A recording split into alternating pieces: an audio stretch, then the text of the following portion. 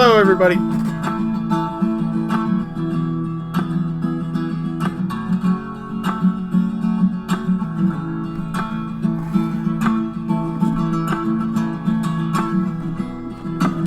Wisconsin can be so cold.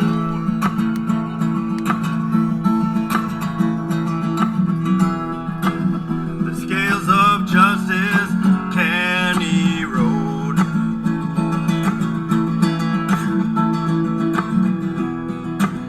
If we accept lies big and bold,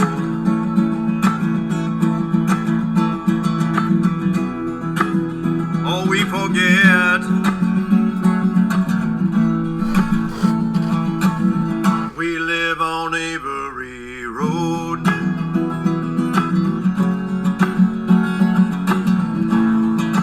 Good evening, everybody. We live on Avery Road. Hey, Dan.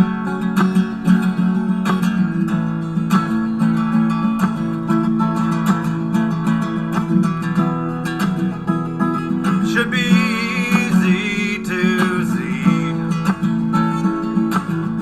Hey, Joy. Hey, Amber. Hey, Angie. This could be you, could be me.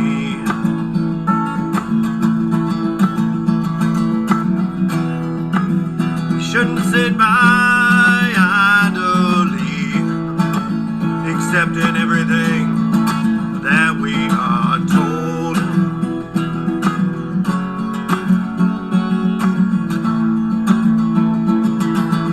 I live on Avery Road. I love this song, man. It's a good one. I love TikTok I live Manitowoc, on Avery Road. and I love Brain Fingerprint Them All, and I love Don't Get Strange.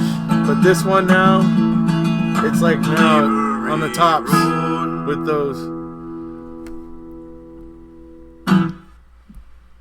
Stacy's brilliant. In fact, I had somebody commenting on my channel today that they want that song.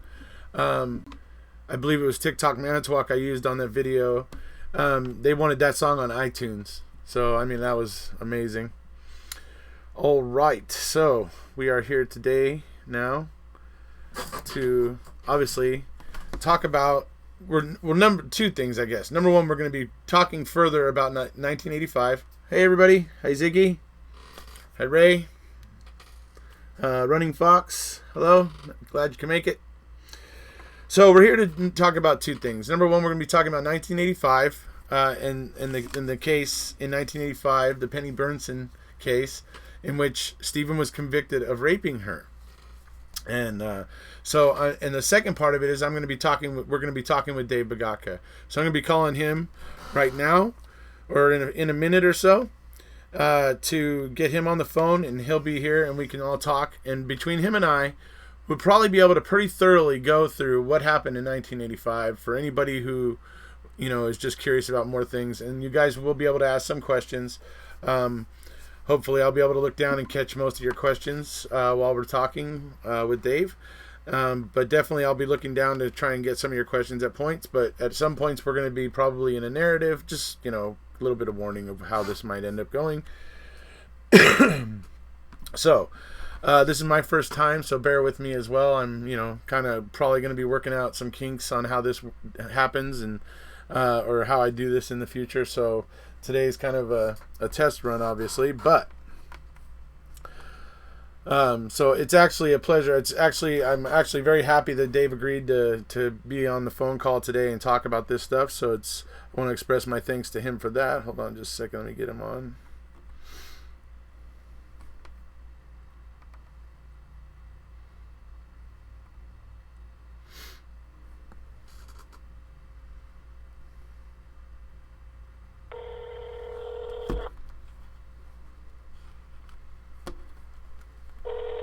Can you guys hear the phone ringing? Is that audio good? Can you hear it?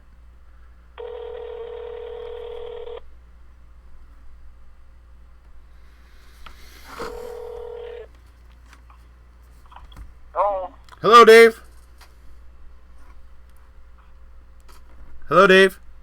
I'm here. Oh, okay, great. Okay, I didn't know if you heard me say hello. How you doing?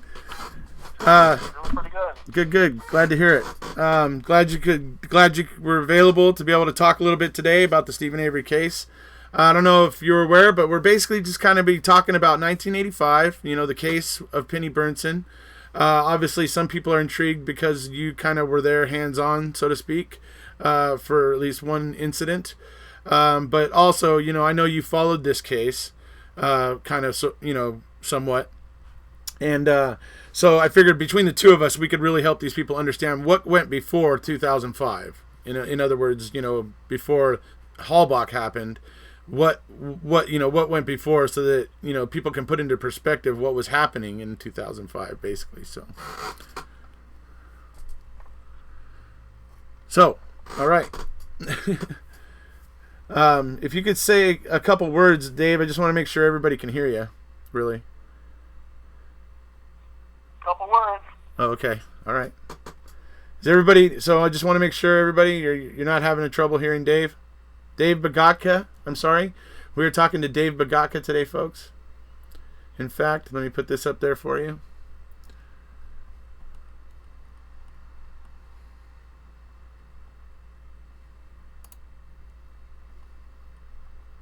Second here, just so everybody knows who we're talking to. This is who we're talking to, Dave Begotka. Some of you may know him. You may have seen his videos on YouTube. Like I said, he's had his ear to the ground in this case for a long time. He'll tell you himself he didn't always think Stephen Avery was innocent, or he wasn't always on Avery's side, but you know, he was able to kind of think outside of the box, which a lot of locals in the area kind of weren't. And eventually he kind of came to the conclusion that Stephen was probably framed. So we're going to be talking to him today.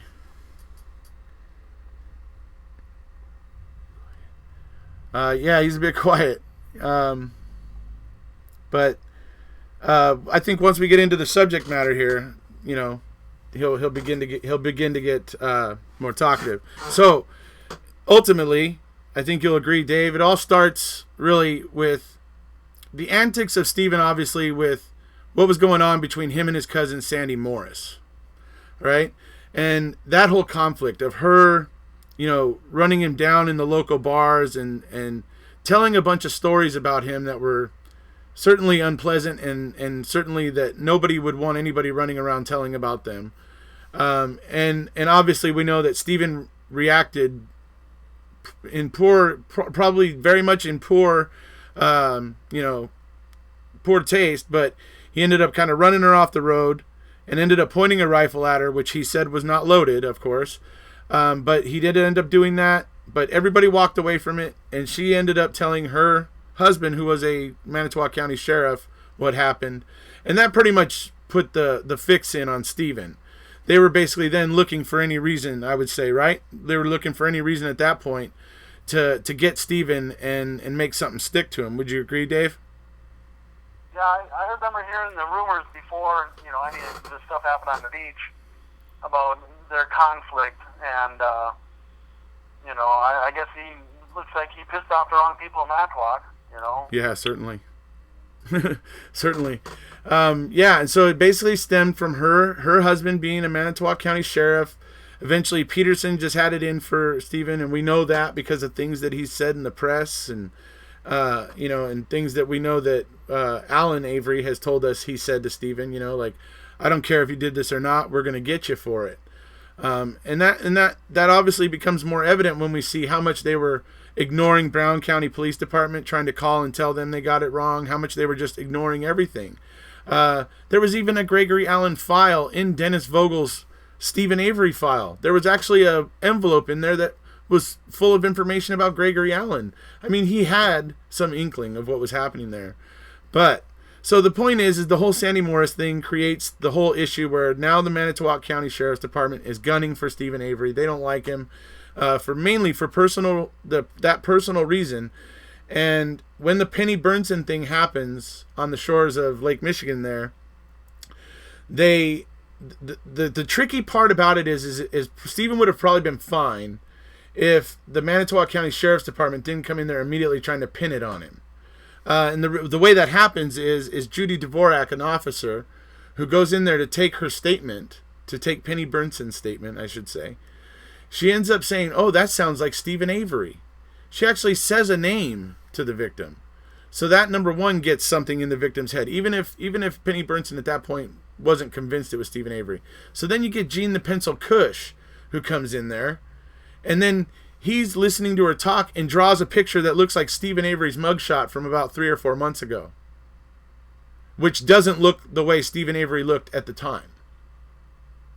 And so you start to see how the whole thing went right at Stephen Avery, and it was willful and purposeful. The thing that's cool, the thing that Dave can tell you about is he was actually there that day on the beach, and he can actually give you some firsthand experience about it. I'll give him the chance to do that now if he likes. Yeah, well, I was down at the beach. I was jet skiing with a friend of mine, and this is when jet skiing was first coming popular in the area, and we were getting some pressure from the police about the noise and stuff at the beach. So I was down there with a friend of mine, and I was watching for the cops to show up because they had hassled us before. And I was surprised that that how many police and other vehicles. There's undercover police cars, that everybody knows who they are, because they park them right outside the police department. But they were driving by, and it just seemed like a lot of people for the day that it was. Sure. And I always thought that was weird too, because if there was people there, how is it she only found this one couple there? If there was more people around, it's odd, right? Yeah. Well, when I was at the beach, Penny's husband asked a friend of mine if we could go look for his wife because she hadn't come back from jogging. Right. And he said he was going to go call the police. This was the days before cell phones, so he had to drive down to a beer depot a couple blocks away and call and come back. And when he came back, the cop pulled in. I knew who the cop was. I knew most of the Two Rivers cops because I was a tow truck driver at the time. So you're in contact with these guys at accidents and towing cars and stuff. And this cop pulled in, and I told him, well, I'm going to go look for her. And he actually said to me that he thought it was a bad idea. And it seemed really weird to me that, here I am, I got a jet ski, I'm right there. I mean, what's it take to go zinging up the beach and look for her? And he's like, Dave, I don't know if you need to do that. And I thought, well, I'm going to, and I took off on my jet ski, and I went up the beach, and it doesn't take long to go, 5 or 6 miles. I went up the beach to Millarch Creek, which is about 7 miles up the beach. Okay. I ran into 2 people that were walking on the beach, and I asked them if they saw this woman, and they gave me a description. She had some blue bikini on or something. And they said, yeah, they saw her turn around and go back towards town.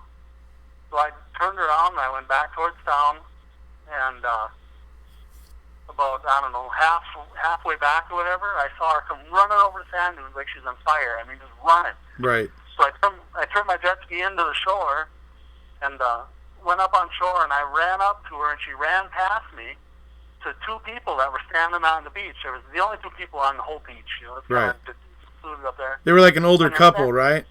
No, they were my age. I knew them, but I can't remember their names. It was so long ago. They something I paid She was attention. probably just running for a female face. That's probably what it was. Yeah. After what happened to her, I can imagine. Yeah, these people were carrying a white towel, and they handed it to her. And the police had walked up the beach too, so they were there almost the exact same time as the people with the towel were there. And of course, Penny and her husband were upset, and the cops are all standing there. Yeah, and it seems strange they would have been able to catch up with you that quickly if you were on a jet ski. I would think that would be quite a feat, actually. What's that? Because you took off on your jet ski, right? And they were with Penny Bernson's husband, right? Yeah, they walked up the beach. Yeah, they made good time. I don't know. I don't know, but they were there. Right. And, sure. And I was, nobody was doing anything. So I thought, well, I'm going to run up. I knew that, I grew up in this area. I knew the dunes. I knew the park. I knew every trail through there. So I went running up the dune next to the beach. And as I got up to the top of the dunes, the cops were standing on the beach, and they were hollering at me to come back. I'm going to screw up the crime scene, Right. And I get to the top of the dunes, and there's a guy standing there looking at me, and he looks really surprised. You know, and they ain't a cop, and he ain't wearing a uniform, and there's 3, 4, 5 other people back towards the woods, and they're all kind of like going away, you know. And I turned around, the cops were screaming at me, and there was one other person kind of to the east of me a little bit, laying down on the dunes, peeking over the dunes, watching what was going on the beach. You know? So I came back down because the cops were freaking out, and I didn't really make much of it. They said I was going to screw up the crime scene, you know. And I thought, all right, you know, screw up the crime scene. They took Penny down into the ambulance, and I pretty much was done with the whole scene, you know. Right. Yeah, so, and then, you know, so there's that whole thing, and I showed everybody a video earlier today of what that area looks like, how the dunes are, and how you go over the dune, and then there's like that little kind of like clear area, or kind of with, you know, bush and shrubs and some trees in it, but it's, you know, kind of like before you get to the tree line, and so that everybody could kind of understand what that looks like and everything today. So then we move on from that to obviously what I was talking about, where they take Penny to the hospital. We have the officer Judy Dvorak is in there, and she actually suggests that it sounded like it was Stephen Avery. We got Gene the Pencil Cush comes in and makes a drawing that looks like Stephen Avery from a mugshot from 3 or 4 months ago, which didn't look like Stephen at the time. And then suddenly we have them bringing Penny Burnson into a lineup where they had been totally basically prepping her to pick Stephen, and she picks out Stephen. Gregory Allen wasn't in the lineup, which I think he should have obviously been, seeing as he was a guy in the area on parole at the time and stuff like that, right? Makes sense to me. But yet that didn't happen. So then it moves on from that to, so Stephen gets arrested for all this. So this all goes to trial. And at the trial, I got to tell you, the tactics used by Dennis Vogel are just despicable. Mainly the way that he tried to discredit every defense witness, every single alibi witness. And Stephen had he went through 16 of them. He went through 16 witnesses before Dolores stymied him. God bless Dolores. She stymied him, and it was great. But yeah, he was using this whole thing about. The defense had used this expert to say that when people talk about an incident, it changes the memory in their mind when they talk about it and whatever. So Vogel ended up taking that and using that against every single alibi witness. So Dolores was able to counter it basically by saying, I didn't need to talk to anybody about it. I remember what was going on. I was there, right, type of thing, and totally stymied Vogel. And so that was kind of the end of him discrediting the alibi witnesses. But he was effective enough to convince the jury, that these alibi witnesses were all lying or whatever. Somehow convinces them to ignore the receipt from Stephen going to Green Bay with his family that night, where he got like the car washed or something, and then they got dinner somewhere and went shopping at a store or something. He has like a receipt of showing that he was in Green Bay by like 5:18 or something, literally leaving so little time for him to have performed this act that they're claiming he performed, and then went all the way back home, picked up his family, like ran to his car, which would have been far away because the beach isn't really close to the parking lots usually, especially not where this was, and he would have had to run probably about 3 to 4 minutes to get to his car.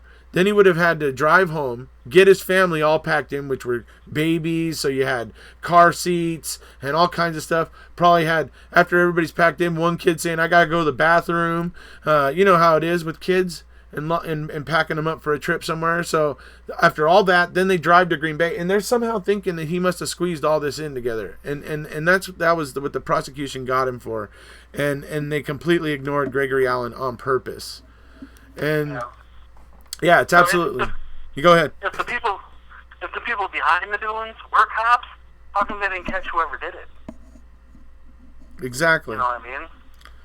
Especially when you know that Brown County officers were monitoring Gregory Allen that day. They were actually monitoring him and had to pull off to go do something else or something, and that left him alone. That left Gregory Allen alone to perform this act on Penny Burnson.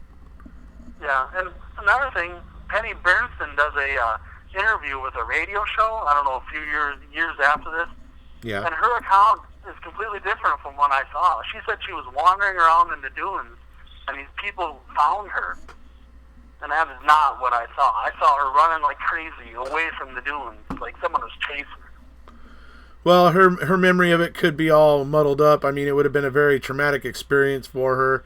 I can imagine adrenaline and other things possibly could have got her a little bit, maybe possibly confused about how she came out of the dunes or not. But it just, like I said, it's such a crazy experience. I could imagine it might have, been a little bit overpowering for her somewhat. So there's that, and then there's the actual, another thing is, I think it was Dennis Vogel who claimed it couldn't have been Gregory Allen because Gregory Allen was in Sturgeon Bay that day, and that's not true. He was in Manitowoc. Brown County officers were following him. So it's like absolutely bizarre that Vogel would make this claim. I thought they just let him go. I didn't know anybody was following him. From what I understand, they were surveilling him. Yeah, but how did he get away from him? There was some other call that they had, and it pulled them away from their surveillance, and it was in that little window when they had to get pulled away for something else that he ended up attacking Penny. Yeah. But I remember that's what it was. They were surveilling him, and what was Brown County doing with him? He was on parole, and they were monitoring him. I think they were, he was doing some creepy stuff at the time before he attacked Penny. They were finding like things that he was doing at other people's houses. He had left I think a screwdriver beneath a window of some lady's window who he was trying to pry his way into at one point before Penny Bernson. So they were already kind of going. Brown County was already after him, so to speak, when this all happened. And then Manitowoc County just kind of blows everything out of the water and pins it all to Stephen. And Brown County's just like, oh, what the hell? I could imagine. But yeah, they were surveilling him. I remember that was in MAM1 that they were watching him, and they'd gotten called away for some reason, and because some call they had to go on or something, and that was basically when he had the opportunity to do this to Penny. Yeah. Well, after in 2003 when they let Avery go, I never even had heard of Gregory Allen. And I looked on the internet to see what the hell the guy looked like. Right. And the guy who was standing there behind the dunes looked a lot like Gregory Allen. I mean, he even had a leather jacket over his shoulder. Yeah. Scraggly beard. Yeah. Well, he looked like the picture, I don't know, kind of a low-brow-looking guy, kind of rough-looking and stocky, and it could have been him standing right there, looking at me. The guy who saw me looked guilty as hell. It wasn't a cop.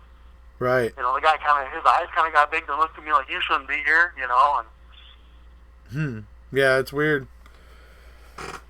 But yeah, I mean, it's just, who knows how bad it is, because obviously when you find out that, Vogel, even the DA is misrepresenting things, I mean, just, it's so, I mean, it's, for me, there's a disillusionment for the people in the area thinking that they can trust these officials in these public offices.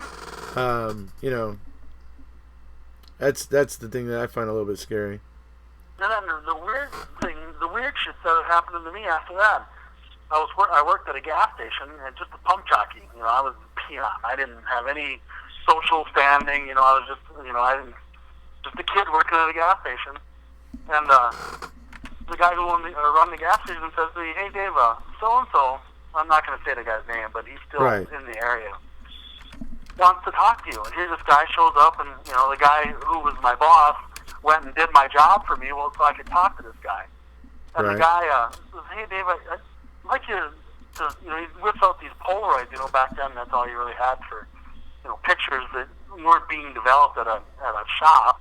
You could have Polaroids. And he whips out these Polaroids, and it's these parties of, it looks like gay sex going on, and a bunch of people standing around in a hotel room or something all around this porn party, it looks like. Right. And he's telling me, anybody in the area is a member of this club, and if you want to be anything or own a business or be in local government, you have to be a member of this club, and I can get you in this club, And Right. I was like, what the hell, I mean, why you show me? I'm like, put these pictures away, Christ, I mean, Right. I was really freaked out, and I would be too. I kind of blew the guy off, and I could never figure out why all of a sudden they wanted me to join this club, And Right. I think it's because I saw too much on the beach that day. They knew that I saw more than I should have. And Yeah. they wanted to kind of get a hold of me, Wanted to feel like they had some measure of control or a hold, right? And he showed me pictures, and I could see some of these people's faces. And he's like, some of these guys, and it was like, two of them were high school teachers, and another one was a junior football coach that I knew, And, the guy just totally freaked me out, and I was like, oh, no way, And I pretty much, he said I had to come and see him. He kept saying that. He kept saying party, we like to party, and he could tell I was kind of freaked out. Yeah, sounds pretty creepy to me. Stuff. Sounds pretty damn creepy. creepy. Don't worry, Dave, sometimes we get girls, too. Yikes, Jesus. That's really weird. I honestly, I don't find that shocking. I can actually believe that there is like groups of people that exist like that with all the stuff that's been coming out in the recent years, with all the human trafficking and just things that are going on, and just God bless him. I love David Carradine to death, but look at the way he died. I mean, it's just like the world has some really strange things going on in it. And I can't deny that it has some very strange things going on in it. People want to have these kinky sex clubs or whatever, fine, but you don't use it for extortion. You don't use it for racketeering. You don't use it to control people. You know what I mean? And that's what's going on here. I was about a year and a half later, I bought a bar in Manitowoc. I was working as a bouncer at a nightclub, and the guy who owned the nightclub suggested to me that there was this bar for sale, and it'd be a good deal, kind of a smaller bar. Right. So I bought this bar, and it wasn't a week or two I was running this bar, and some of the exact same people started coming in there harassing me to tell me I had to go down to the base of the Eagles Club and join this club or else. Right. And I was, I never did, and it just got, the harassment became bigger and bigger, and it became to threats. First, it was kind of explaining to me how it worked, and it was just basic racketeering. You know how racketeering works. You give them part of your profits or whatever. You pay a due. And then, maybe they'll throw you a bone. Or like something. Protection or something, right? Yeah. And at the time, I thought they were a bunch of idiots, and I really didn't believe they could do anything. But it turned out that I was dumb, and there were some really powerful people. Right. Certainly, it sounds like they might have been a really kind of odd or weird sect of the good old boy network there. That's what I kind of tend to call it. Yeah, well, if you're in a secret club, everything is secret. You don't know who is who and what everything that they do. You don't know if they dabble in the satanic shit or not. That's, some other rumors I've heard of the area, these occultist Satanist people, But that was never relayed to me through these people. It was basically more of like a sex mafia kind of thing, Right. Yeah, well, like I said, that kind of stuff doesn't really sound that far out considering what I've seen is going on in today's world. So let's see, what was there was other things. I know that for a while there, after MAM came out, you were very keen to point out the money in the area and the basically the Manitowoc County Sheriff's Department being the enforcement arm of the kind of wealthy elite there in the area. I don't know if you recall. Yeah, I don't know. It makes sense because obviously what's gone on here.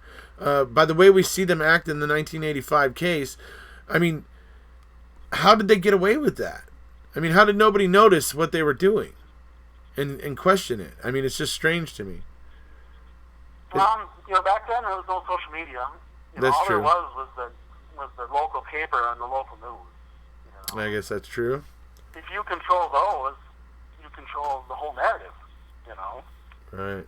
Yeah. And, you know, at the time, I had no clue, you know, that they had something against Stephen Avery or whatever. You know, I didn't, you know, I wasn't really in on the, you know, the whole thing. You know, I didn't, you know, when they convicted him, I was just like, oh, wow, you know, I heard that guy burned a cat, you know. Right. And that was about it. Right. You know.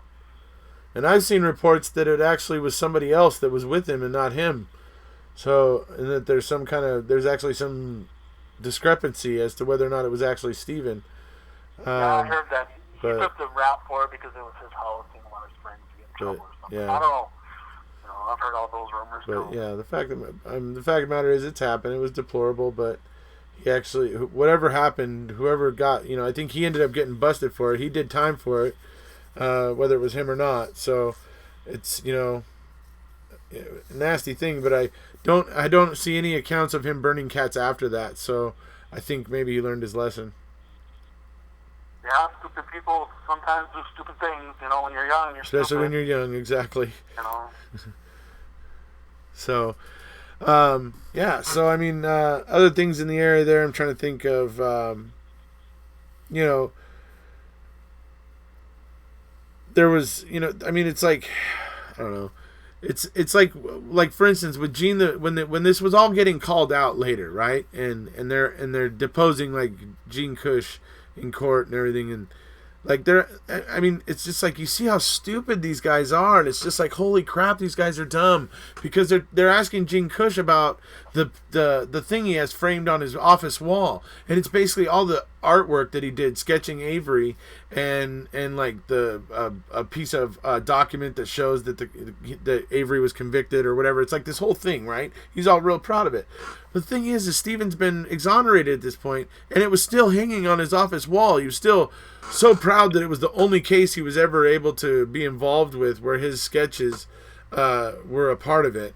And so even though the person had been exonerated, he still had it hanging on his wall. And it's just like, it just shows the numbskullery of these law enforcement individuals in the area. Cush said something about that. He still believed Avery did it.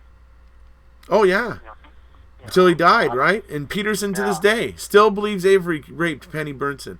He doesn't. I mean, does Peterson understand how much credibility he robs from the state of Wisconsin when he makes stupid statements like that? I don't believe any official in the state of Wisconsin, because I still see Ken Peterson making stupid statements like that. Yeah. I mean, I've said this a few times. The state of Wisconsin, when it comes to Stephen Avery and Brendan Dassey, they have forfeited the benefit of the doubt. They have forfeited it because of the poor investigation and all those things. They have forfeited the benefit of the doubt with the people, at least with a lot of us. And they really need to come to terms with that, because I'm sick of hearing Kratz and agents of the state whining about how it's not fair. We're saying it's not fair too. You know, there's two sides to every coin. You guys are the ones that are tight-lipped. Kathleen Zellner obviously is not. She's out there saying, this is what I found. Here I am. Talk to me about it. I'll tell you all you want to know. You know, everything about it you want to know. Let's go through it. I mean, she's proactive, and they are all desperate to stay hidden away and not talk about it. And now they're all waiting for Sean Reck with his little upcoming documentary, Unmaking a Murderer. And now they're all banking on that, telling their side of it. So, and we'll see what happens there, because Sean Reck may not end up being quite so much on their side. He may end up not being quite so on their side. I have a feeling maybe he might go in a slightly different direction than they expect, but maybe not. Yeah, I don't understand how they can say that Making a Murder left so much out. I know, it's stupid. You know, there really, you know, there really isn't much they left out. Yeah. You know, and I watched the whole trial, the trial in 2007. You know, Right. I was really super interested in it, and at first I thought he was guilty. I thought, well, he must have went crazy in prison or something. Right. And then after they started the trial, I mean, it was like the first trial all over again. All this bullshit, you know, all this making up stuff, and you know, finding that key, and I mean, it was just one story after another. And now I really started to think about how everything came out. You know? Yeah. Right. And then there's like the drought from like the middle of November. There's like the drought until March 2nd, after they coerced Brendan Dassey. There's like this drought where they find no evidence. It's just a total evidentiary drought, where they find nothing. And to my mind, that is why they went after Brendan. They were so concerned that they had not found anything else really to implicate Stephen in any way, except for the things they had already found, which many of have issues that people think are fishy and suspect. I think every single piece of evidence is fishy and suspect, personally. I'd like to know what they were telling them at Fox Hills the whole weekend they had the Daffy family there. Yeah.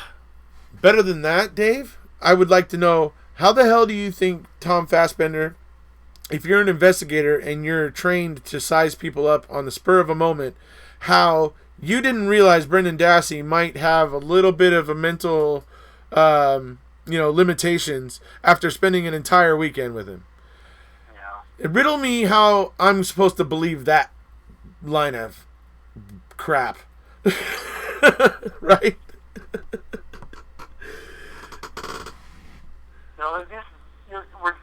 You're dealing with a lot of really powerful people with a lot of money. Right. And this is just a snowball. It's just snowballed into, a lot of egos and a lot of people's money, and nobody wants to admit that they're wrong.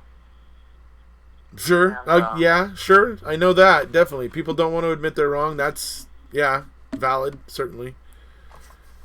These people have been pushing people around for a long time, forever. Forever. They've been pushing people around in business, in Manitowoc, and in the area. Another part of the story with my bar is they kept harassing me, and the guy who was in the Polaroid pictures, the football coach guy. Right. He came in my bar and he was pointing the finger at me and threatening me, telling me something was going to happen if I didn't go down to this place and join or talk to these people. Right. And a little while later, I worked out a deal with the bar manager I had that she was going to buy the bar for me on a land contract, but she was in debt to these guys to the tune of like $40,000 or $50,000 from a bar she was running around the corner that got shut down. Right. And I worked with her. I was like, well, Marianne, I said, first we'll work on paying down your debt, and then you can work on buying my bar, because I wanted out. I mean, it was one nightmare after another. I had people suing me. I was getting busted for minors. I got busted for 7 minors in the bar one night. It was a total setup. Oh, wow. I mean, it was, I pissed them off, and they had all their resources to mess me over, Right. And I was, Marianne, I went to go talk to her before I went deer hunting the last year that I had the bar, and she was telling me how scared she was of these guys, and she's sleeping with a gun next to her bed. These people are threatening her and giving her all this shit. Let me ask you this real quick.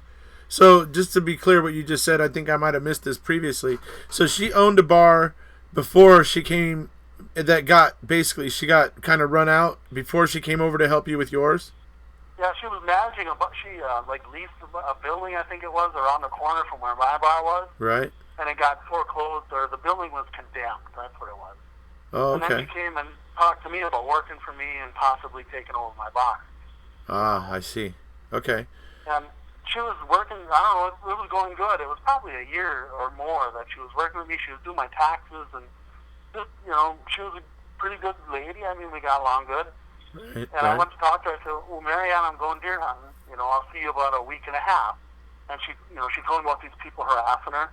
And I told her, I said, well, Marianne, when I get back, we'll go to the cops. I said, it's enough. She says, you don't understand. They are the cops.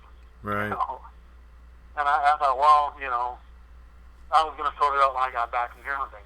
Then I leave for deer hunting. The very next day, she dies of a heart attack, a supposed heart attack.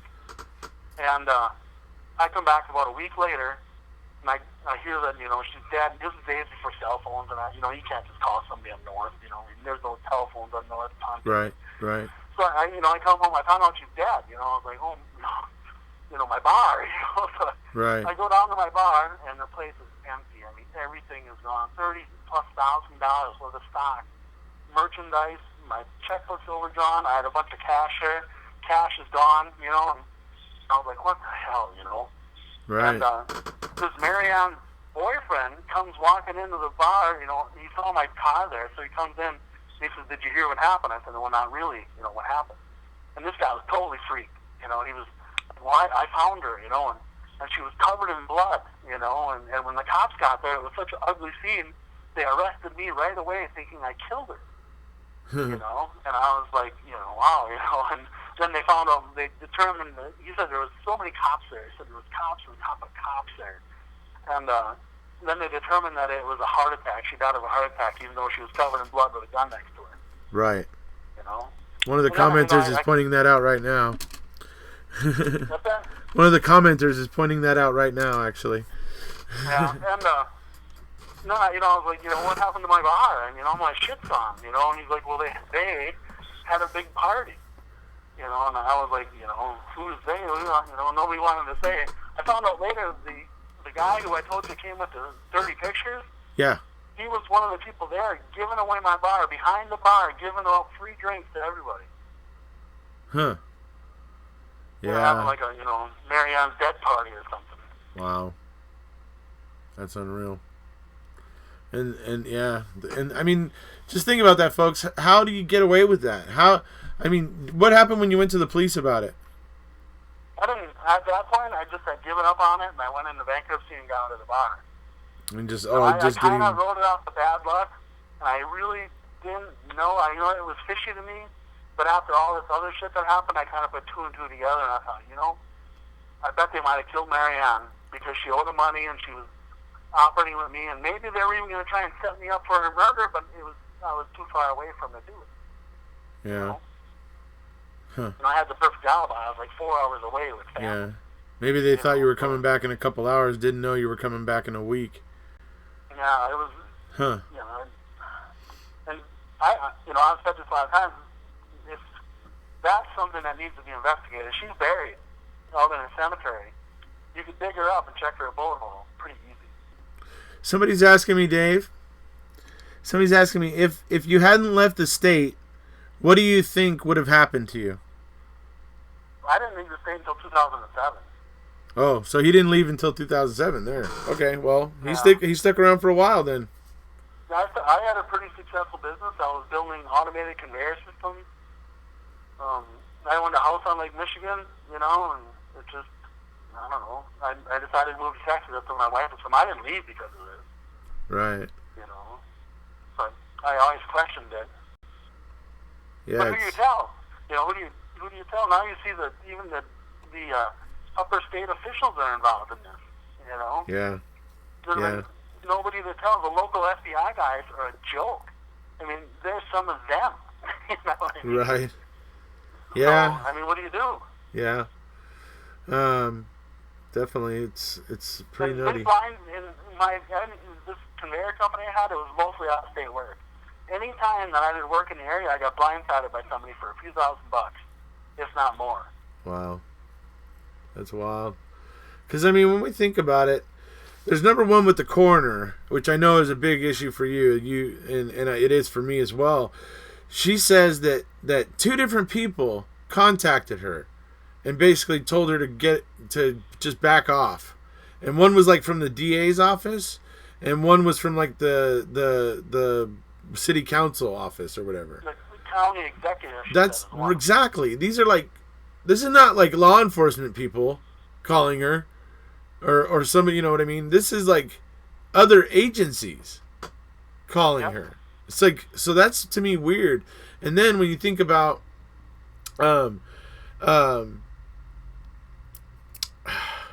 shit, what was I about to say? The way, here it is. The way that Peg Lautenschlager whitewashed everything. That when Peg Lautenschlager whitewashes everything, that then takes it not only to the Manitowoc County, you know, city council level and stuff and whatever, but it takes it on now up to the state AG's office because she whitewashed it and said, oh, it was just a breakdown of communication. Bull. The communication was there. It was the listening skills of the Manitowoc County Sheriff's Department that broke down. Sorry, go ahead, Dave. Yeah. Look at the state crime lab, too. Look at the crap that went on there. Yeah, absolutely. You know, Cherry Cohen and Connect This Bullet, you know, or whatever the hell, Fast Fender Holder, you know. Yep, absolutely. I mean, those things right there tell you that this wasn't this had people involved in it that weren't just in law enforcement, but they were in, like I said, city council, DA's office, and like I said, with Peg L signing off and whitewashing all that stuff, she implicates the actual AG's office, in my opinion. Yeah, it goes a long way. And as far as all these local people, throughout the years, in between that was in the 80s, up until 2007, I kept my eyes peeled. And I watched and stalked these people. And I guarantee you that they have these secret meetings all over the place, different nights, different places. I was even standing outside one of the places one night. When I saw them all going in there, I just stood there and watched them. Right. There's a lot of money to be had. You think about it, not as much anymore. But back in the day, you had the Mural, which is a huge company. You had Hamilton's, which is a huge company. You had Manitowoc Engineering, Manitowoc Shipbuilding. And the people in this club go, even into, the foremen and supervisors of these factories so they can skim money out of these factories, Right. They take and sell stuff, scrap aluminum or, machinery. They double down on records. When I was building conveyor for one of the companies, the guy who I was working for had me loading a bunch of machinery into trucks, and they were shipping it out, changing the tags, and bringing them back. Okay. They didn't do anything except change the tags on the equipment and charge the company for new equipment, and everybody involved all got a cut, except for me. I was just a peon, but I knew what was going on. Ah. They were stupid enough to talk, Right. Okay, somebody has a question here, Dave. They are asking if I can ask you to talk about Stephen on October 31st, I believe, at the gas station. Yep. What about it? They were just wanting you to talk about seeing him there. They were, I'm assuming. That's another thing that really freaks me out. You know what I mean? Here I got all this shit going on with the beach and all that. Me and my wife, I was living in Two Creeks, which is about 7 miles out of town. Right. So we load our bikes up on Halloween. I know it was Halloween. I know it was the 31st. And we went into town to ride our bicycles around town to look at all the Halloween decorations, So I know what night it was. Right. And we parked our truck down by Wallace Field, which is right up the street from this Patsy's gas station. It's I don't know, I think they had a Subway in it at the time, and it's a strip mall gas station looking thing. Right. And I was riding my bike past the place, and I looked, and there's Stephen Avery getting gas, and I pulled up, I rode right past him. To see if it was him. I rode past his truck. He kind of looked at me and gave me a grunt or something, and right. I just kept riding, and I stopped next to the gas station. I noticed there was a younger woman in the front seat of the truck, and I don't know if there was anybody else with him because I really wasn't paying attention. But I knew he was filling up gas cans. Right. Gas cans, And my wife was with me, and I called her back. I'm like, hey, come here. I said, I pointed them out. I said, there's that Stephen Avery guy, and I told her all about the stuff on the beach, and we were kind of following his saga, and, I was kind of disappointed in him because I heard the rumors about him chasing Jody around her car and saying he was going to kill her at work and dragging her out of the house by her hair, and all that, so I wasn't real impressed with the guy. Right. Yeah. But, I knew it was him. He was driving that black truck, and he was wearing that red snap-on or whatever the hell jacket. That truck and that jacket would be pretty distinctive. Yeah, definitely. And we saw him there, and then he drove away. And that was it. And about a week later, after all the shit came out about this Hawlock girl missing, and the 31st and all that, I said to my wife, I said, we saw him that night. She's like, yeah, So I called the Manitowoc Sheriff's Department twice. Right. I told them that, and they said, well, we'll send an officer out for a statement, and they never showed. So me and my wife drafted a letter explaining the whole shit and sent it to them, and that was it. And I didn't know any more about anything until the trial came out. I didn't know if they got my letter. I didn't know the time frame. I didn't even know for sure if he drove a black truck. Right. Or if he had that red snap-on jacket. I didn't really know that. I didn't know that much about him. And then, it all comes out, and it's like, oh yeah, it has to have been him. And right. It wasn't Halloween. We know that now because of MAM, which you wouldn't have had back then. Certainly. Right. Yeah. Absolutely. Yeah. Somebody So else was then they asking. came- Oh, sorry. Go ahead. Then they came out with the time frame and everything, and they didn't say anything about him being at the gas station. Right. You know, and it just never made any sense to me. And supposedly he denies being there, so it doesn't make any sense to me. You know, so Yeah. I can't change my story because it's the truth. So we'll just Right. have to see what Whatever happens. it is yeah. The truth is the truth. We'll see how it all pans out. Somebody else was asking, with you having grown up there, having more of an intimate knowledge of the area and some of the people there, what do you think their chances of getting out are going to be? That was asked by Marissa S., by the way. I think it's going to take a really big happening. You know what I mean? Yeah, something big, some huge piece of They're evidence going from to have to, Zellner. they're going to need to expose all these people that are involved in it. You know, and it goes a long way. They might even go all the way to the governor of the state.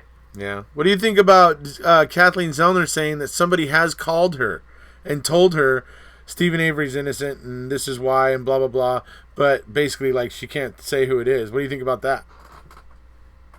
I bet a lot of people have called her. I've had quite a few people contact me with stories about this club and all this, but Right. I'm not going to betray their trust. These people just want to tell me this stuff, but they don't want to, They don't have the balls. because, Right.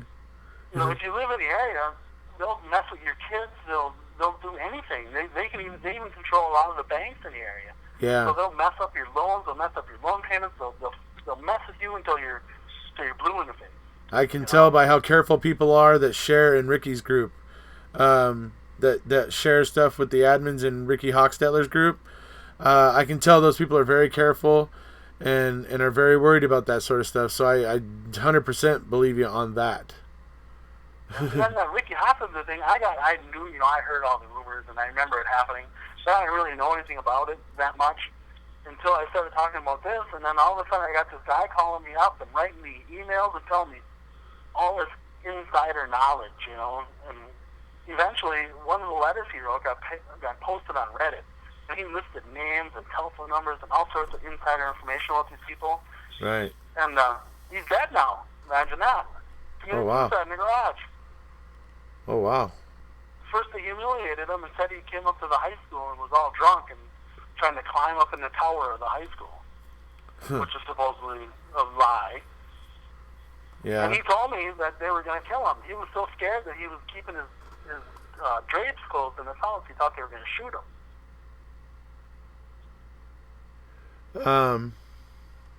Marissa is asking, do you know anything about the Averys that would have put them on law enforcement's hit list, other than obviously what we discussed at the beginning, I think. She's wondering, I think, if you know of anything else that they had against the Averys. Possibly. I don't know. I can remember my whole life people mocking the Averys. And people it was like everybody was programmed to hate them for some reason. Yeah. All the rumors, and I mean, I could tell you, I don't want to repeat rumors, but I mean, there's some really sick shit out there about them. Sure. And I always wondered, why. I've heard rumors that, all around the Averys out there is this sand or this gravel pit. Right. And there's big money. So maybe the ultimate goal was to try and push them out of there so they can, make a new gravel mine right there. Right. Yeah. Possibly. Because ultimately, it seems like it comes down to money and blood. You know what I mean? And the money is, maybe their location, and the blood is the hate for the family somehow. Yeah. Yeah. It's certainly, there was definitely prejudice in that area. I mean, I could see it when I was at the rally this year. There's this one lady that walked up at one point, and I mean, she was screaming. She walked up behind me. I mean, she kind of scared me at first because I didn't realize she was even there. And she suddenly started screaming, and she was just like, "Oh, you're all crazy. They did it." And she's like, just like, oh my Lord. I was just like, holy crud. Who is this person? She was an older woman. I was just wondering if she was starting to go senile a little bit. I was just like, wow. But I mean, I figured there's probably a lot more people in the area that feel just like that. And with what reason? Yeah, overall, I think the tide is turning in the area. Yeah, I think more and more people are learning the details of the whole mess, Yeah, I feel the same way. After going there, I feel the same way. I talk on a couple of local forums, and I lay a lot of the details out, all the stuff that doesn't really make sense. A lot of people think, well, they moved the whole thing to Calumet County. I'm like, not really. I mean, the jury was from Manitowoc, the judge was from Manitowoc. Yeah. They just moved the physical trial to Calumet County, but except for Kratz, it was all Manitowoc. Manitowoc cops found all the evidence, you know, and it's just, a lot of them didn't know that. They didn't pay close enough attention. They believed all the rumors, that Avery is scum and he did it, he's where he belongs, Right. But I think that, I do think that tide is starting to turn, because I'll say this. When I was there, I was approached. I was eating breakfast on Saturday morning in the hotel, and Mark Hodnott and I, and we were sitting there eating breakfast, and this very nice young couple. They look 18 years old, man. But this guy and this girl come up, and they just started chatting with us. They figured out what we were there for and for the rally, and they were starting to ask us questions. They were kind of curious and stuff, and I can tell from the way they were talking and things they were saying to us, and from the amount of people I saw going by and honking in support and hanging out their windows and going woo and all that sort of stuff, and the very limited number of hateful responses from people. I was just really surprised. I thought the same thing. I was surprised at how many people were actually honking and being supportive. I thought it would be a lot different. Yeah, I was so expecting more people to be going by like, the finger and, F you people, you're crazy. I expected more stuff like that, but I was pleasantly surprised to see a lot of people cheering and supporting, which was cool. So, I think we've kind of covered a lot of that stuff. If there's anything else anybody wanted to ask Dave, I think I'm going to let him go if you guys don't have any other questions. And then I'll continue on talking a little bit about the case. Give him a couple seconds because there's a delay, Dave. We'll see if any questions come through.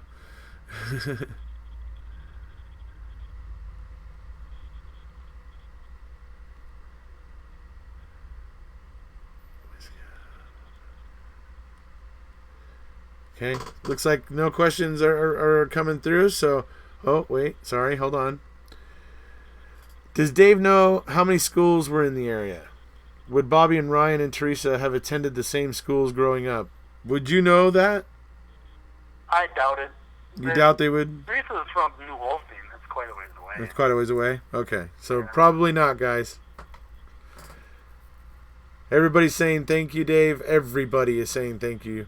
There's 100 people in the live at the moment, and right now the chat is just saying thank you, Dave, thank you, Dave. It's just thank you, Dave, all the way down. So everybody's real appreciative of your time that you were able to spend with us today and talk about this stuff, as am I.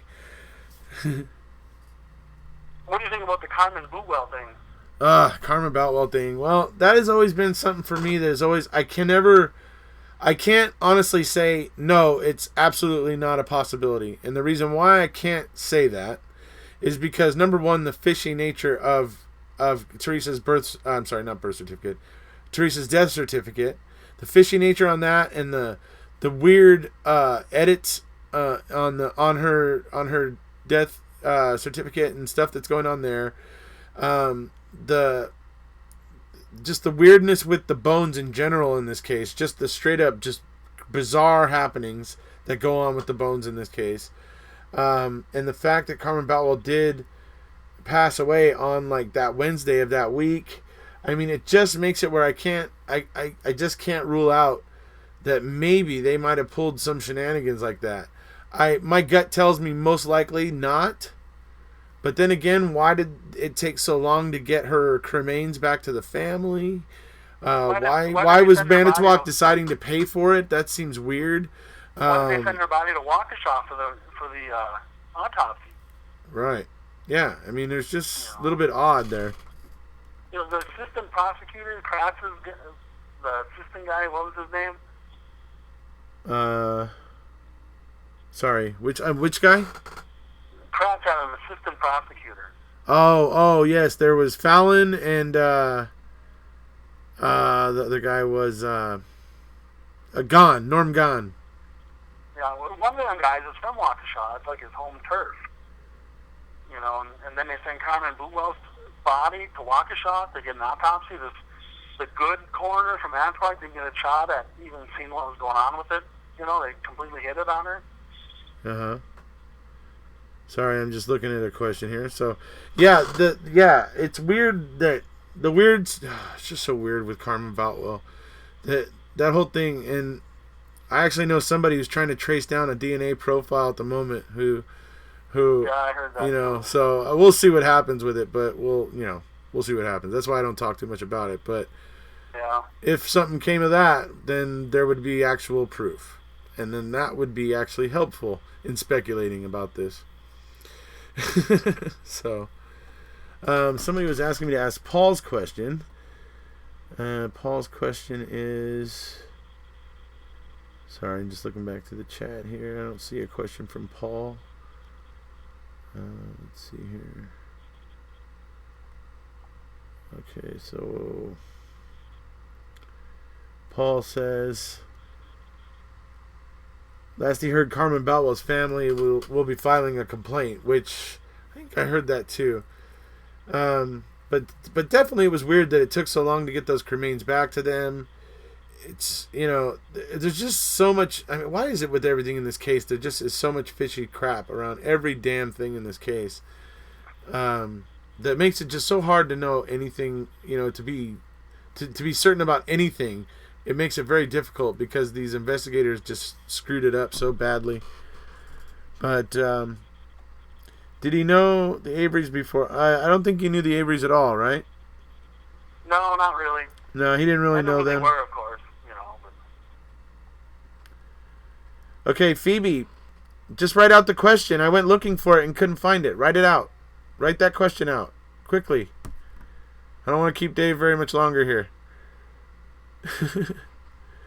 His question was about the police running over a victim. Oh, okay. There was that account where the police ran over a victim, and that kind of started the whole beef between the coroner at Manitowoc County Sheriff's Department and the rest of the department, or the rest of the Sheriff's Department. And somebody was asking if you know about that or you had any thoughts about that. All I know is rumors, and the rumor is that they asked her to cover up for him, and she wouldn't do it. Right. So basically, yeah. So basically, they were asking her to not tell that they had run the victim over when they got there, and they were trying to get her to say that the victim had been deceased before they even got there, so that they wouldn't have to be responsible.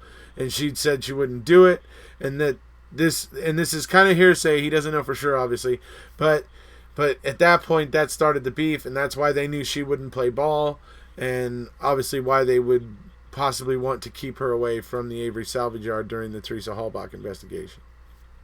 Yeah. So, why didn't they do a real investigation of the bones in the fire pit? I mean, they scooped them up with a skid steer and went somewhere with them. Yeah.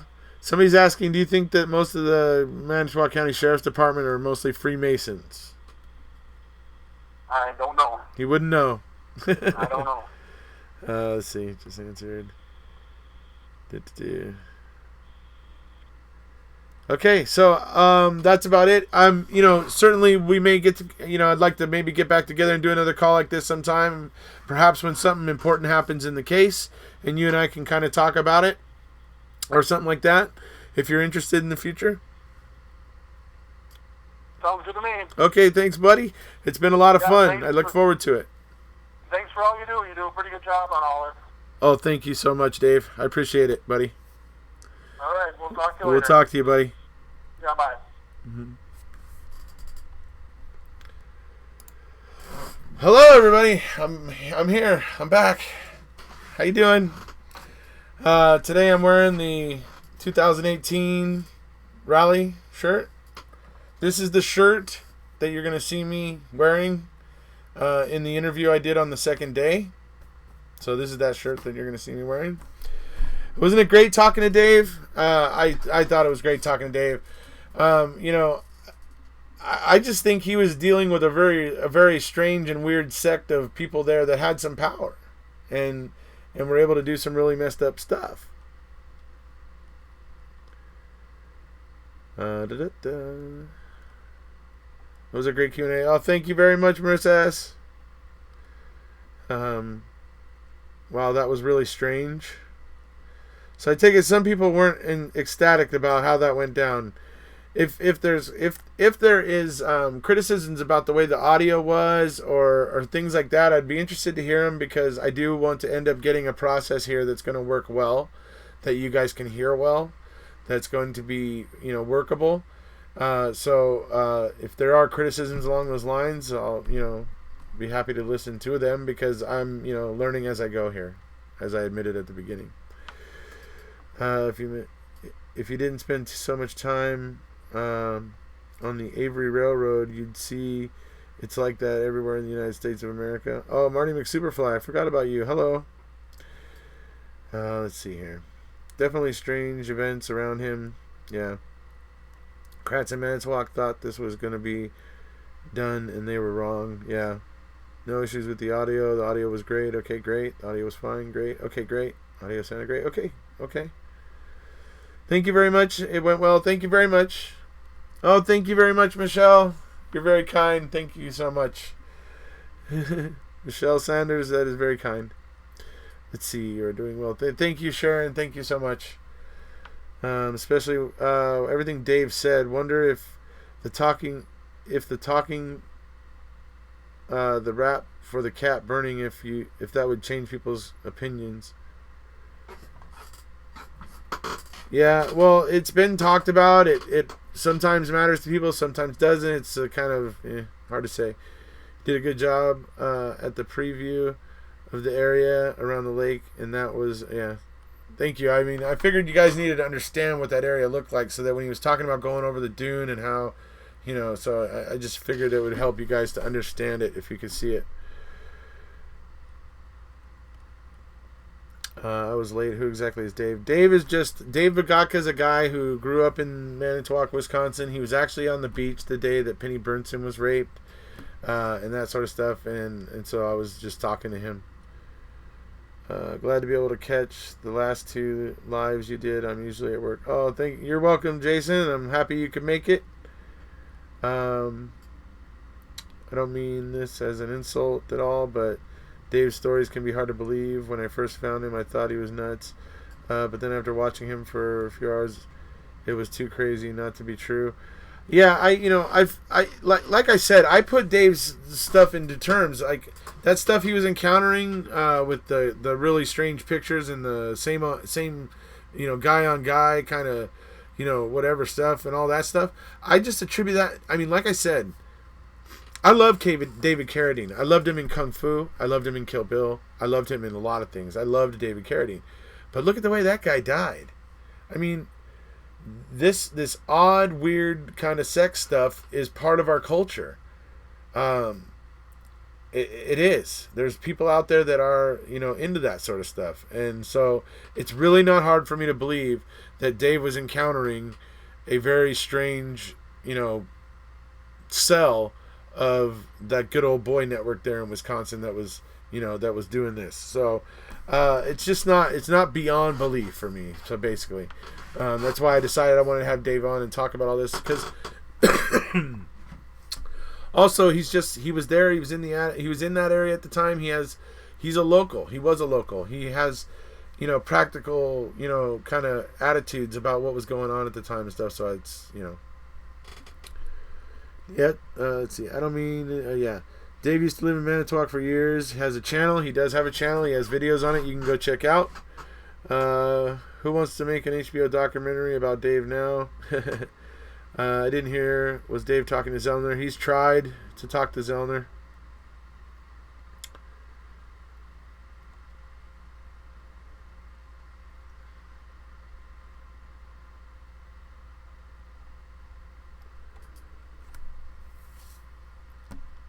See, Erekose, did you hear that someone seen Green Rav drive down Avery Road with a white Jeep? Yes, I've heard about that. That came out like about 1.5 years ago, I think it was. Okay, now that the important stuff is over, wish me a happy birthday. Happy birthday, Ziggy!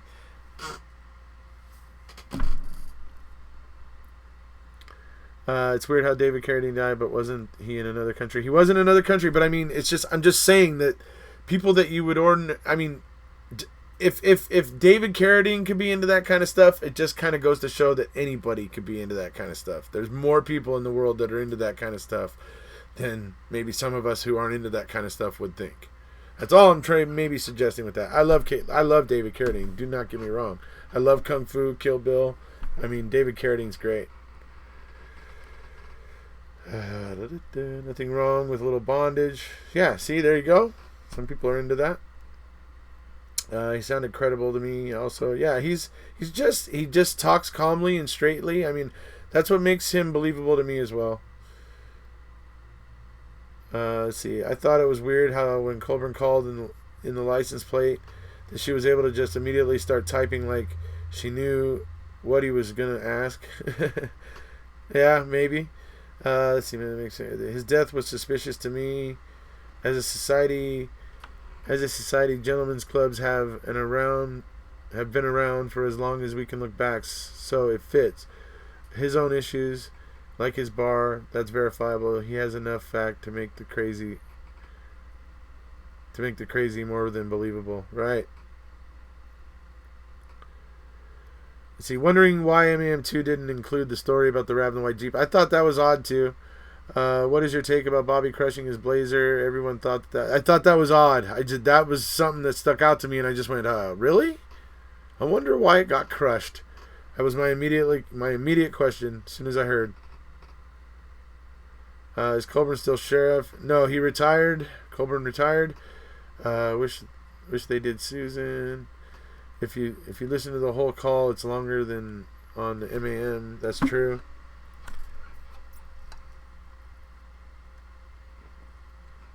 I'm a bit tied up at the moment. R.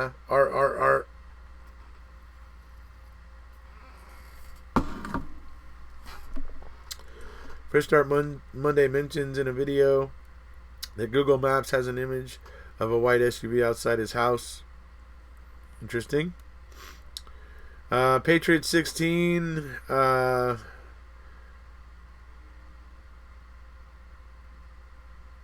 Green Bay 10. So Colburn stashed the plates. Why doesn't he just cover? Why just to cover trespassing? They didn't care about Avery's rights, right? Because say I have a boyfriend, but you are good looking and smart. Well, thank you. I'm flattered. I am actually flattered very much by that. But thank you very much. Now, if I can stop blushing and move on to the next comment. Let's see here. Where are we at?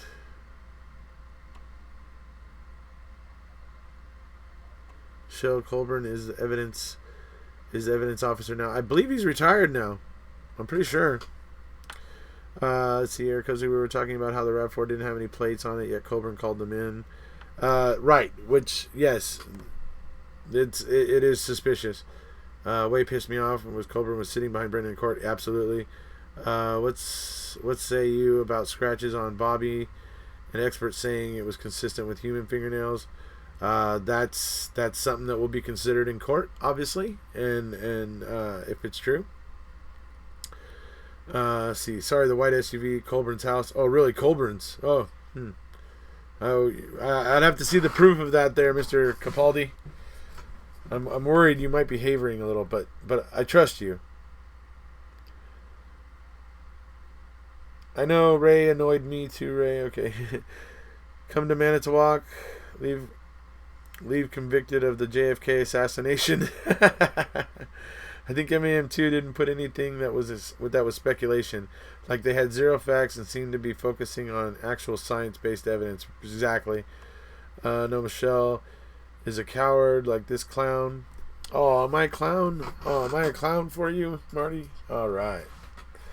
Let's see. What really happens to Kratz and the others that spread false rumors? Basically nothing. They have immunity. At this point in time, they tend to have immunity. We'll have to see if anything more happens, but keep starting at the poor little bug when the elephant is about to step on your head. Keep staring at the poor little bug. Yeah, okay. Running Fox. They knew Brendan was lying about everything, but as long as he said something incriminating. Yeah, exactly. What do you think about people saying there may be some additional start-stop info on the RAV4 that was never explored or looked into? I think that's entirely possible. Let's see. I saw the pic of the white SUV outside Colburn's house too. Oh, okay. Interesting. My apologies for suggesting that Paul might be havering. Let's see. I tried to do history on the Google Earth. My computer's dying. Okay. There is no video of white SUV there. Okay. If you don't stand up and fight for the bug, one day you could be the poor little bug. Absolutely. Good for you, Dave. A good motto. Trust but verify. Certainly. Juan Tesker made a good point that back scratches are usually more from passion. Yeah, a rapist would more likely have scratches on his face. Absolutely. Yeah, I saw that picture of the white SUV also. But think about it. Science-based evidence isn't real. Pencil says DNA isn't enough to exonerate Stephen Avery. Right, the pencil, Gene the Kush pencil, or Gene the pencil Kush, says he doesn't know DNA. It could be fabricated. Where did it come from? How did they find it? He was asking all the questions. We're basically asking about the Halbach case now that the state is telling us we're not looking at it objectively. Yeah, whatever. What law gives these higher-ups immunity? It's just been accepted and practiced through law for a long time. The appeals courts. It's just kind of an unwritten thing. I'm surprised Manitowoc didn't pin the Zodiac killings on the Avery family. Colburn repeatedly failed to document items such as the 1995 call exactly, but should have been fired. Instead, they promoted him. Yeah, well, that's true. That was so strange. Some days, like buying the exact bookcase and knock. Did you see the article where KZ says she did a couple more tests that were left out of MEM2, like buying the exact bookcase and trying to knock a similar key loose? Yeah, I already have that video. I made it long before she thought about making it, to be perfectly honest. But yeah, I have one of those videos too, and people have been able to look at that for a long time. Maybe the filmmakers watch my videos and they knew that already and thought, you know what? Erekose's got that covered. We can trim that out.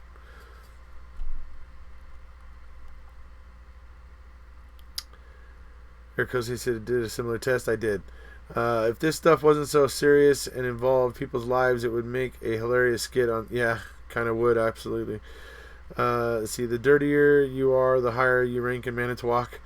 When this goes to court and proves law enforcement was involved, can those retired go to prison? Probably not. They're probably going to be protected by the same immunity. Steven shot JR. Haha. Ain't it the truth, Running Fox? Don't forget to vote, guys, this Tuesday. Absolutely, don't forget. Let's see. Ella, Sharon, and True, Running Fox. Let's see here. Took Colburn an hour and a half of shaking for that key to show up. Absolutely. And not a single coin moved. Barb and Scott sure live in a nice house. How do they afford it? What evidence is it that KK says came back unfavorable for Kathleen? He's only talking about the fact that the blood came back. The blood in the RAV4 came back negative for EDTA, and because of that, he's saying that it shot her down. But KZ's theory and Steven's theory, and it was Steven's theory back during his own trial. Is just Dean and Jerry decided not to go with Steven's claims. But is that the blood came from the bathroom sink because Steven found it cleaned up the next day. It was found the same time. Can Casey get a chance to check Ryan Prince on the RAV? Hopefully she gets the RAV at some point. What's Zellner's doing what she does. She has several cases besides Avery. So yeah. Michelle, congratulations on your reading comprehension skills. Now let's work on the math. Okay. You came in here to condescend viewers. Jeez. Anyways. See, Stephen Avery's DB Cooper, Ken Kratz. Can you explain the immunity you mentioned? I'm not as good at it. I'll tell you what. I'll make that a subject for a later. I'll make that a subject for a later live because I don't want to try to do it now. The understanding I have of it, I got from a filing by Kathleen Zellner. I need to reread that before I even attempt to try to explain to you. But what it comes down to is there was a certain case that got decided at some point, and because it was decided the way it was, the courts have since used it to allow, law enforcement officers and district attorneys more and more immunity. I don't know. I don't want to say any more because I need to review it again. Like I said, I read so many things get in my head, and I don't want to misinform you about it. 320 million bugs in the naked kind of. Okay, if this goes to retrial, how likely is it for a new jury to not have a biased opinion from the documentary? I would hope that they would find him not guilty. And how do they handle the biased jury? That would be a good question. I mean, it's hard to say how they would handle that, but I think there are some people out there in the world who don't have Netflix and didn't watch Making a Murderer. Let's see. Brendan refused SCOTUS to test. Refused SCOTUS. The best hope is that Zellner will get them both out. Possibly that could be it. Put a pin in and look it up. I never knew the big shots have immunity, but that explains a lot. The endless power. Yeah, there's some decision that courts just continually use to kind of just side with the state and law enforcement officers and stuff like that. I'm so sorry, I'm forgetting what it was. It was kind of recent that I read it, but there's just not enough of it there for me to be able to speak on it. Where was I on November 3rd? Oh, I was, having some beers on the Avery Salvage Yard over by the Crusher. Yeah. Let's see here. Oh, you were asking Marty McFly? I have Netflix and didn't watch the first season until the ads were coming out for season 2. So there you go. Some people, like I said, some people just never did that. So whoever killed Teresa at the back of her car would have blood on their clothes. They then dumped her car on the side of the road. Surely they were seen.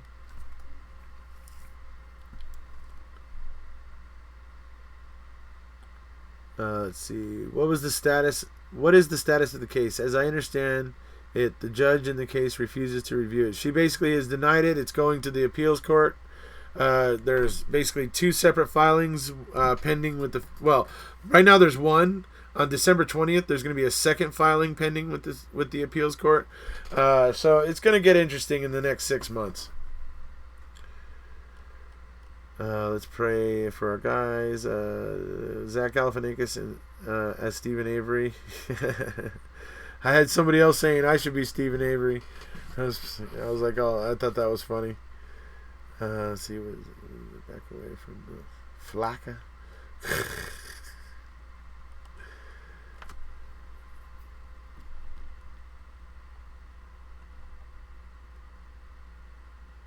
You're getting tired, Dr. Pepper time. Yes, I think you might be right about that.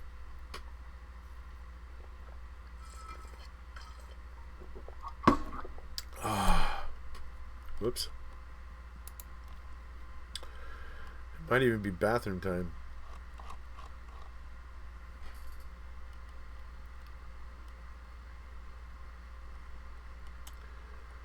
That would work too. Thanks for all your dedication to this, buddy. You know what? I love it. I love being here for you guys, giving you guys the place to come and talk about this and get more informed about the case. I got some special things planned for you guys this week. There's going to be a premiere on my channel. It's going to be, for me, it's going to be at 5:30 in the morning, but for like those in Wisconsin, it'll be at like 7:30, and for those on the East Coast, it'll be at like 8:30 in the morning.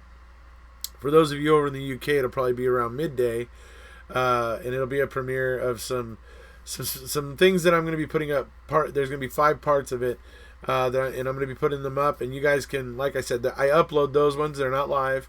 But while you're watching and while everybody tunes in to watch them for the first time at the scheduled time, you guys all get to chat like you do here during my live sessions. So you guys can chat along with the videos while they play. So I got that. I got 5 of those set up for this week that you guys should all find very interesting. Listening to actual law professors and law students talking about Making a Murderer, Ken Kratz, the court, the everything, things that happened in court and all that sort of stuff. So you guys, I think you're gonna love it. It was 2 hours total, so I broke it up into 5 segments. That way, we'll watch them one by one, and you guys will be able to really absorb the information better instead of trying to watch the entire 2 hours. And then after 30 minutes, your eyes glaze over, and you're like, right? We don't want that. Has anyone tried doing a history search on Google Earth Pro? Let's see. Yeah, I think people were talking about that already. KZ doing what the state done with DVDs and CDs. Give them near Christmas. Sort of. I think. Kind of. I think she's filing around Christmas maybe to hopefully punctuate the whole thing about what it's like during the holidays. Could be. Plug your home automation business. Donate percentage to SNB Avery Salvage. Maybe. I'm so tired of nothing being done in Brendan's case. Didn't the Supreme Court refuse to hear his case? Yes, the Supreme Court refused to hear his case. But we're not giving up on that yet. The people are not happy. The people are not cool with it. The Supreme Court dropped the ball. They really dropped the ball. Let's see. That's all they were. I'd say were just rumors. Thanks, Erekose. Keep up the great work. Thank you, Shweezy. Good to know you know how to use Google. Teresa would be played by that girl from The Handmaid's Tale. Let's see. Law students from the British Accreditation Regency. Oh, goody. OMG, yes. Okay, I have no idea for Teresa. Is Sharon awake still? I don't know. Is Sharon awake? She might be asleep. Erekose, did you follow the path that TH drove when she left the salvage yard and Bobby followed her? Do you think he caught up with her like Zellner thinks? I don't know. Let me put it this way. I felt after watching that recreation that I felt maybe it needed amendments. So I'll just leave it at that. We the people want answers. Well, there's a new justice since then, Brett Kavanaugh. Is MAM season 2 making any impact? I think it is. I mean, it's getting talked about as being the phenomenon like they talked about the first one. So I don't know. I'm kind of wanting to wait until like say maybe 2 months, the 2 month point, to judge.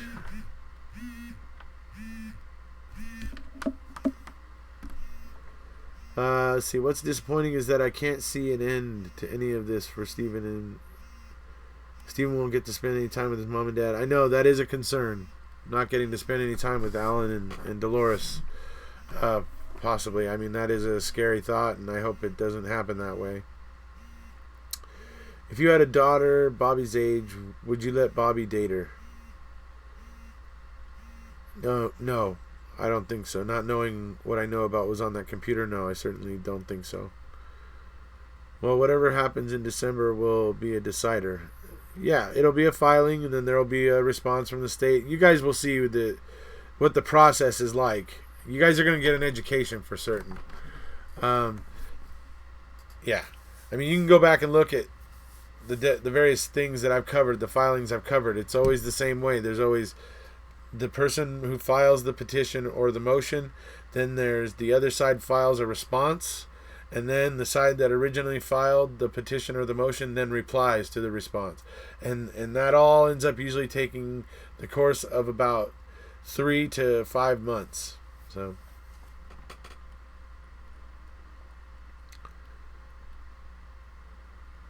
Okay. Well, it looks like people might be getting tired here, and we've been talking for quite a while now.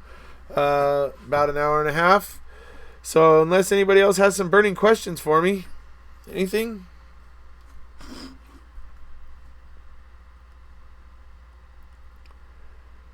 Yeah, could use something like that. An honest judge or a good new governor.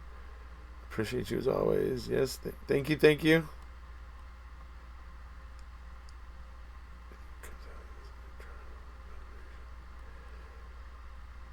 I think a new trial. That's what I want to see is a new trial.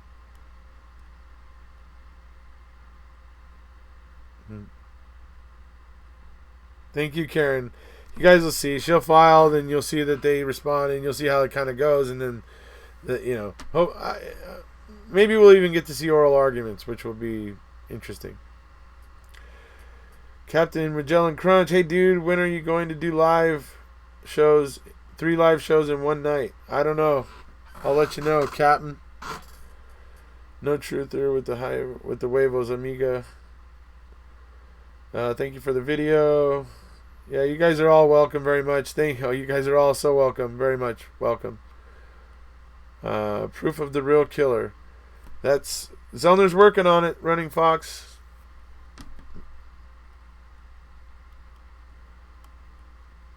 Oh, you're so welcome, everybody. You're so welcome. It was a pleasure to have Dave Begotka on to talk with us tonight. I'm looking forward to in the future doing a talk with the guy over at Fresh Start Mondays. So a chat with him. I'm even trying to talk to Sean Atwood right now, and to potentially do a little talk with him. So fortunately, Sean Atwood's never said no to me. But I've never tried to ask for a whole lot from him. So, but I would love to be able to get a chance for him and I to get on here and talk about the case, because he's real knowledgeable about it as well, and he's just used to getting on shows and talking and answering questions, and so it'd be really cool to get him on. So that's kind of some of the things I'm thinking about for the future. I want to see a fresh start with a new trial with all of the facts. Thank you, Erekose, for the video. Oh, you're so welcome, Erica Slovic. Oh, thank you so much, Lori. You're so welcome. Chris loves YouTube. You like Fresh Start Monday? Yeah, he's cool. I like him too. So you guys are all so very welcome. Thank you so much for coming.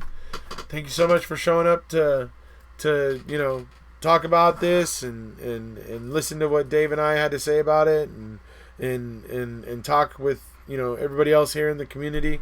I'm just really, really happy about all this that I'm seeing. You guys are really excited about this, and I just it's awesome. I love seeing it. It's just fantastic. Absolutely, it's just great seeing you guys all talking to each other and everything. It's beautiful.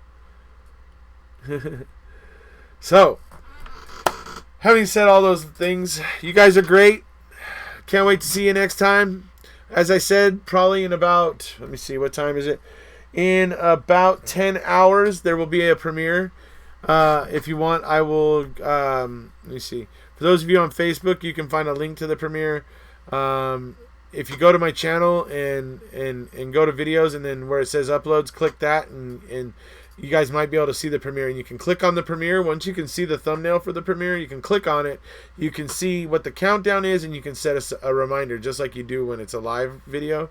So you just have to go into my videos and find it first. It usually shows up as like the most recent video, but it says scheduled because it hasn't actually aired yet.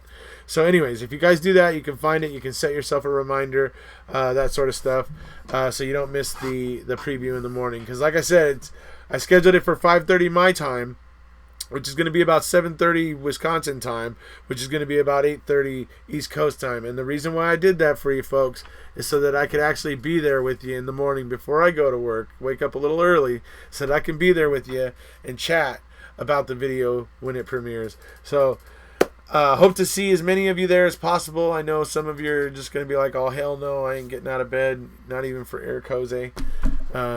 So, but I'll understand.